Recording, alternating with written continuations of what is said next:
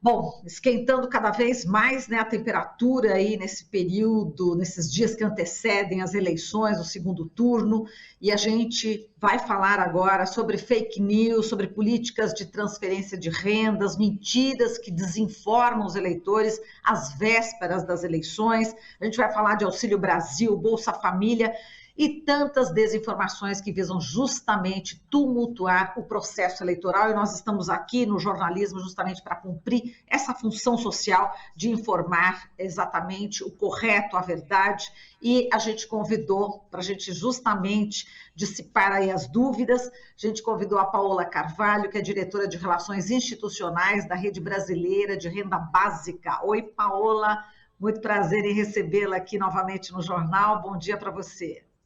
Bom dia, prazer é meu, especialmente nessa pauta tão importante que vocês sempre trazem para a população brasileira.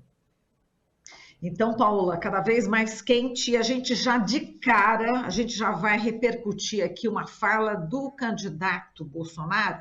Ele disse o seguinte, né, durante uma entrevista ontem ao podcast Inteligência Limitada, que não se justifica passar fome. Ele disse o seguinte, eu vou abrir aspas aqui, já para de cara a gente repercutir isso, e a partir daí a gente vai ponto a ponto falando sobre as fake news. Ele disse assim: então, tem gente que passa fome, passa, mas não se justifica passar fome, porque você pode requerer, aí no caso Auxílio Brasil, e com R$ 20 por dia, eu sei que não é muita coisa, mas dá para você comprar, por exemplo, 2 quilos de frango no supermercado.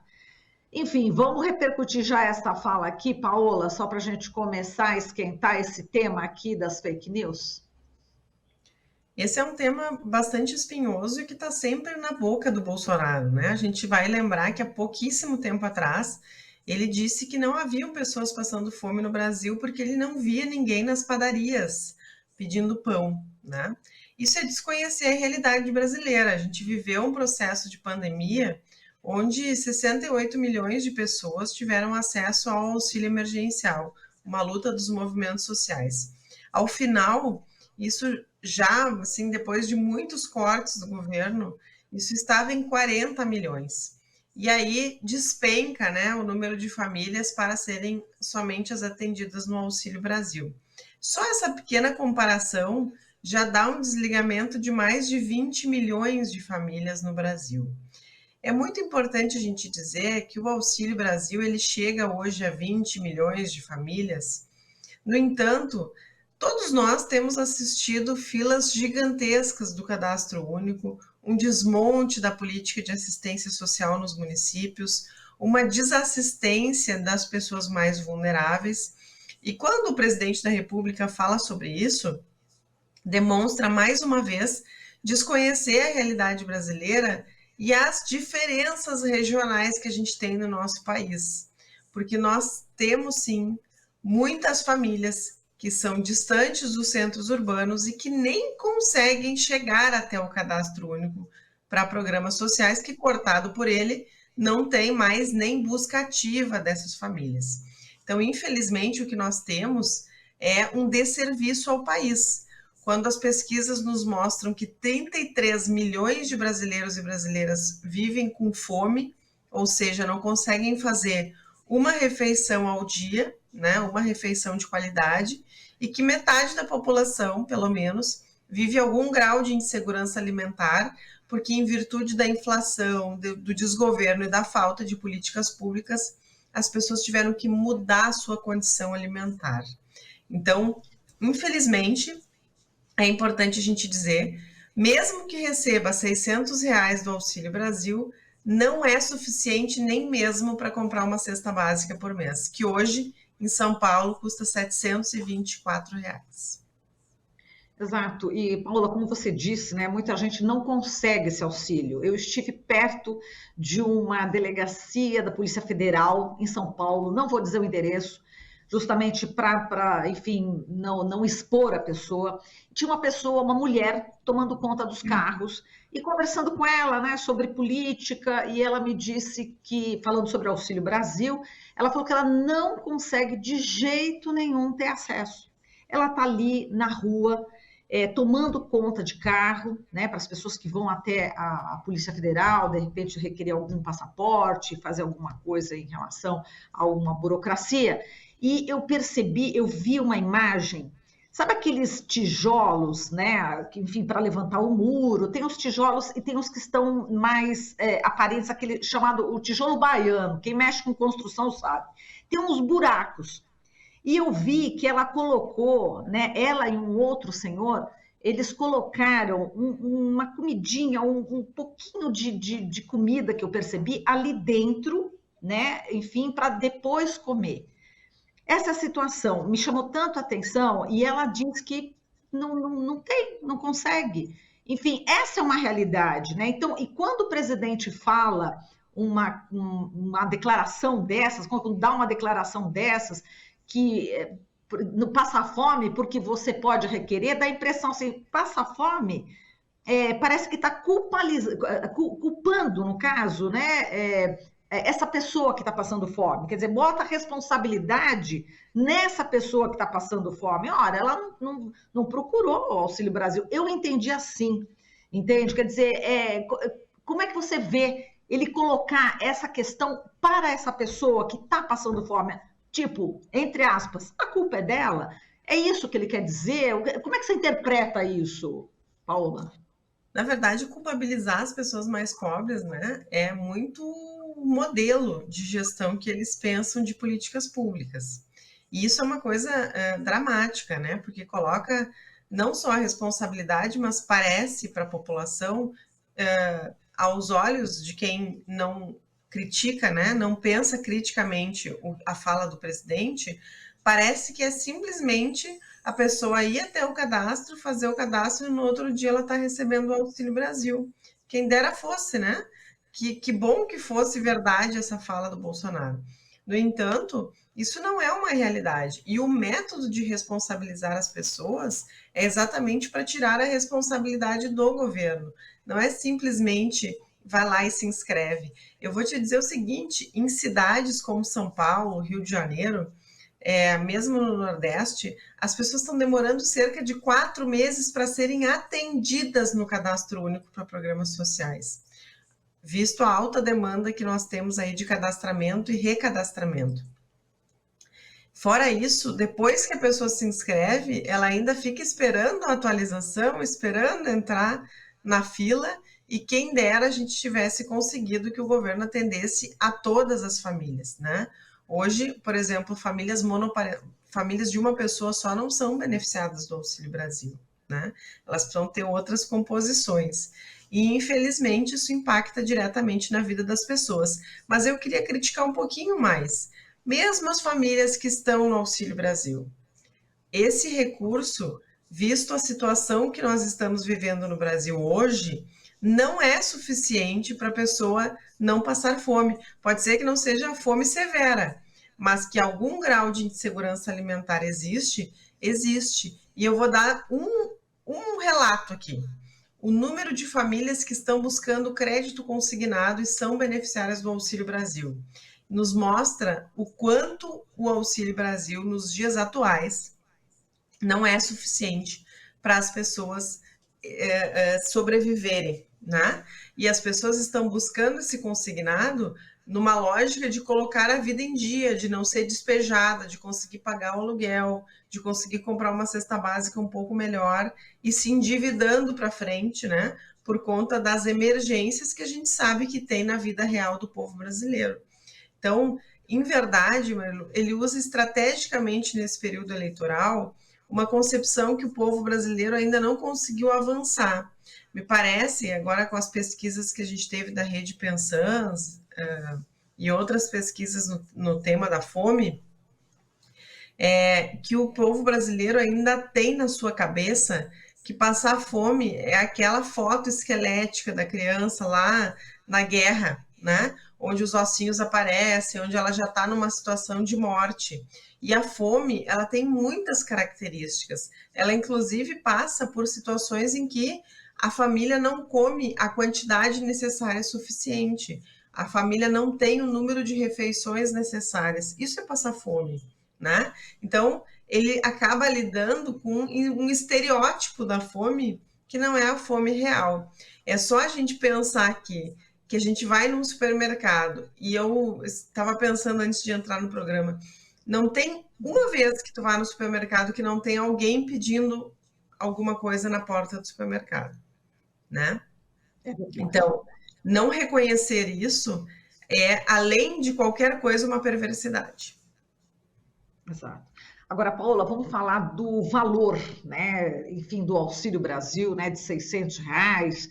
E o candidato Bolsonaro, enfim, a propaganda eleitoral diz que caso o candidato Lula ganhe, vai acabar com o Auxílio Brasil, vai votar com a Bolsa Família de R$ 190.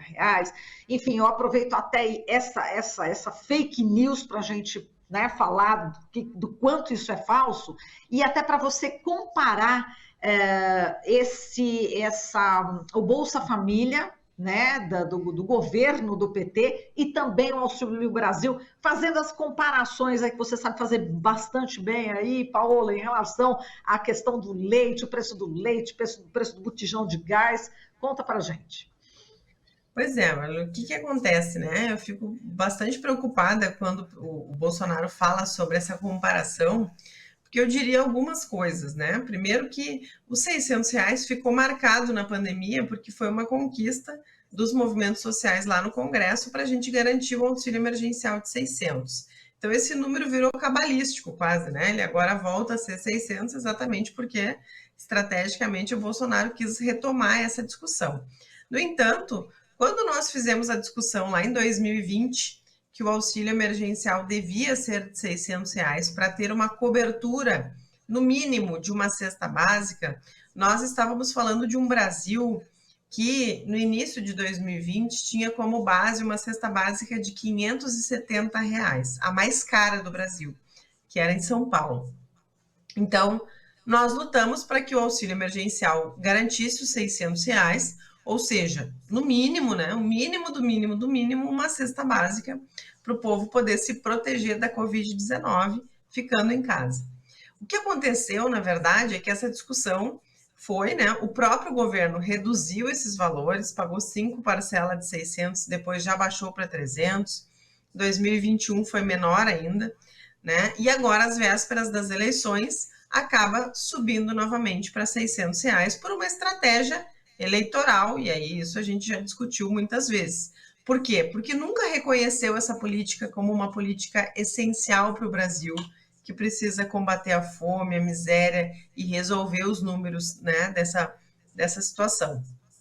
Criou o Auxílio Brasil por medo do impacto do nome Bolsa Família, né, na vida do Lula e dessa disputa eleitoral que teria. No entanto, algumas coisas importantes, né? Ele retoma os R$ 600, mas diferente do Bolsa Família, ele não considera o número de pessoas nessa família. Então, a equidade, por exemplo, que nós tínhamos no Bolsa Família, foi aniquilada com o Auxílio Brasil. Uma família que tem 5 pessoas recebe os mesmos R$ 600 que uma família que tem 2. E o impacto dos R$ 600 numa família que tem 5 pessoas ou que tem 2 pessoas, obviamente, é diferente. Os próprios R$ 600, né? Se nós lutamos lá para ter os 600 numa cesta básica que custava R$ 571, hoje a mesma cesta básica custa R$ 724. Portanto, o mesmo auxílio de 600 já não tem a mesma cobertura. E é muito importante a gente falar sobre isso, Marilu, porque as políticas de transferência de renda elas não são isoladas dentro do país, né? Elas fazem parte de um conjunto de ações governamentais que precisam caminhar juntas.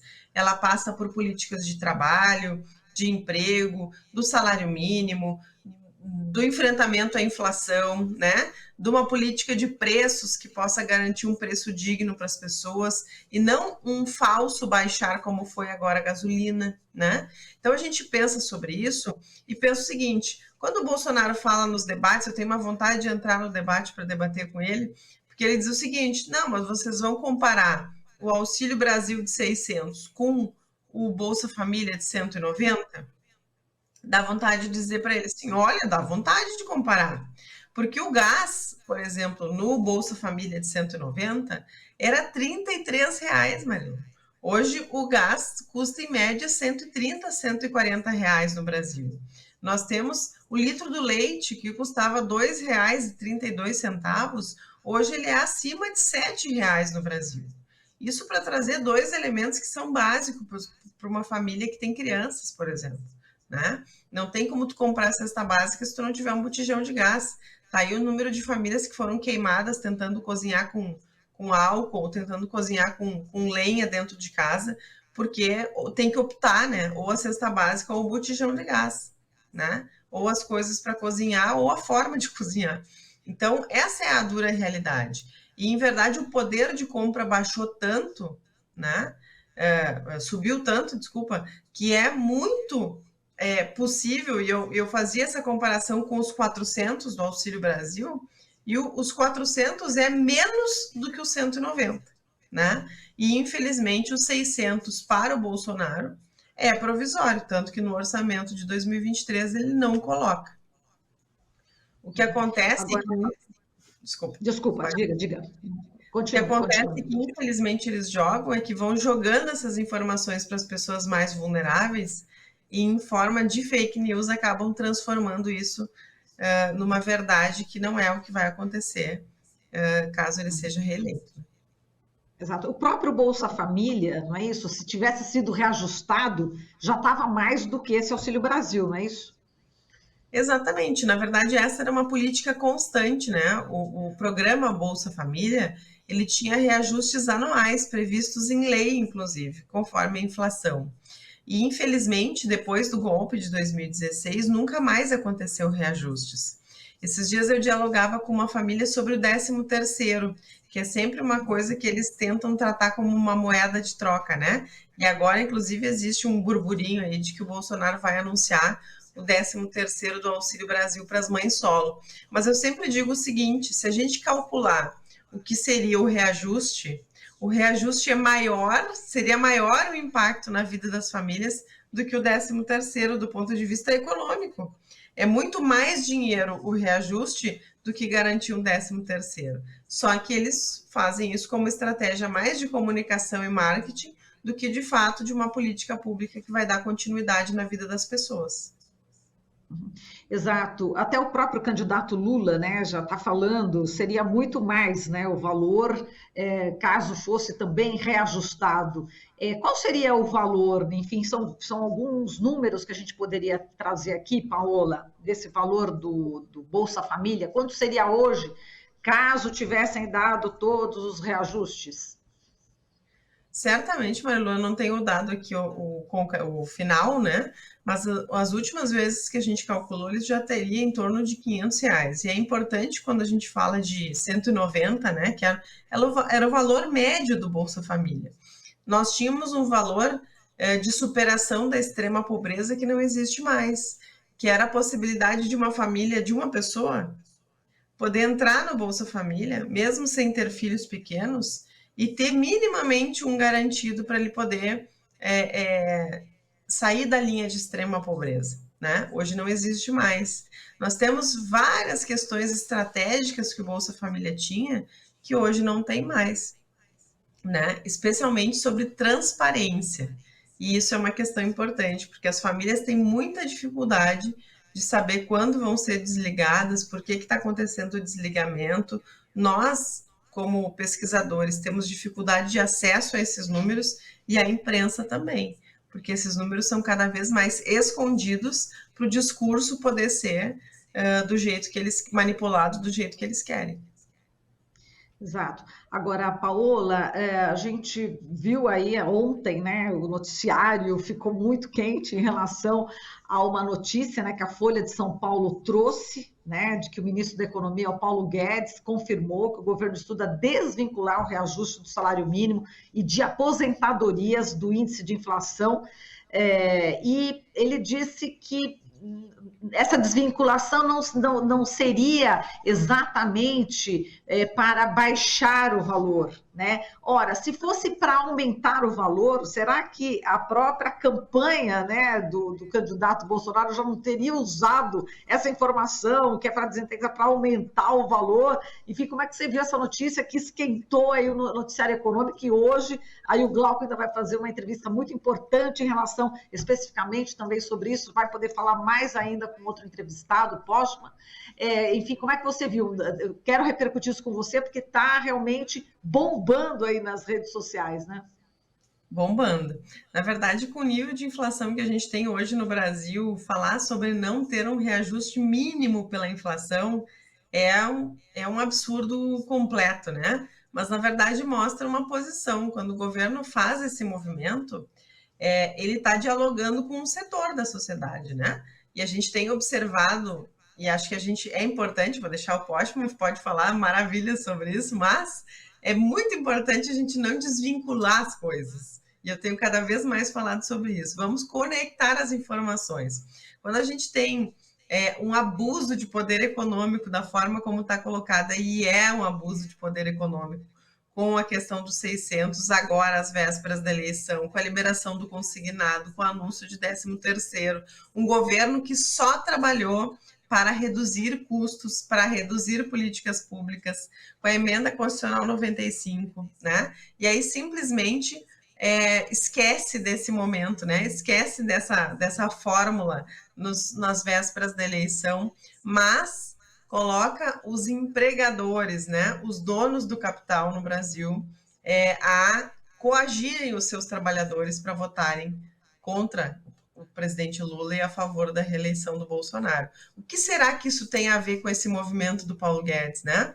A gente não pode esquecer que a flexibilização do trabalho, isso tudo que colocou os trabalhadores a ganhar menos, a trabalhar mais, a não ter segurança do seu trabalho, são coisas que beneficiaram os donos das empresas, né? E que hoje esses mesmos donos têm medo do presidente Lula ganhar a eleição, porque tem medo de retrocessos para eles, do ponto de vista da reforma da Previdência e da reforma trabalhista. E tem mais aprofundamentos dessas coisas que estão previstas na linha Bolsonaro-Paulo Guedes, né? Então, eles têm planos de que cada vez o trabalho seja mais informal, o trabalho tenha menos garantias legais, né? E fundamentalmente eles possam explorar muito mais a mão de obra do trabalhador sem precisar remunerar como gostariam, né? Como o povo brasileiro merece. Então a gente já vive uma situação muito crítica no Brasil. E para mim, esse anúncio do Paulo Guedes, ele não é descolado do movimento que o governo tem feito em torno dos empresários, né? Para fazer um aceno. A gente fica pensando assim, mas são malucos! Fazer isso às vésperas da eleição, anunciar que não vão ter reajuste dos aposentados, nem do salário mínimo, não vamos brincar com isso, gente. Isso é um aceno aos empresários, é um aceno de que vai ser aprofundado no governo, um segundo governo, se Deus quiser, não vai ter, né? Mas num segundo governo Bolsonaro, isso vai ser aprofundado, e os trabalhadores e trabalhadoras perderão mais e mais direitos todos os dias. Então, existe um medo colocado nos empresários, né? Existia a necessidade de um aceno por parte do governo, na minha visão, né, gente? E que, infelizmente, o povo trabalhador é que precisa se atentar, que quem perde é quem levanta às 6 da manhã para trabalhar, né? Ganhando um salário mínimo, sem reajuste, sem direitos, sem possibilidade de se aposentar tão cedo.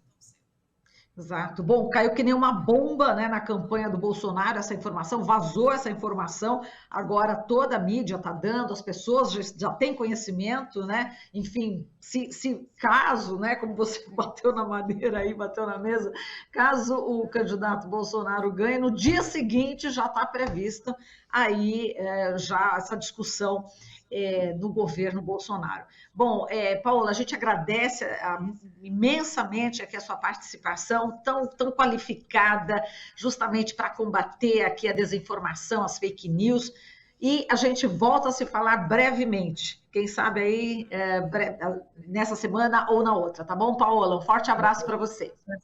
Um beijão, gente. Tchau. Tchau, tchau. Falamos aqui com Paola Carvalho, diretora de Relações Institucionais da Rede Brasileira de Renda Básica. Estamos apresentando Jornal Brasil Atual. As notícias que os outros não dão.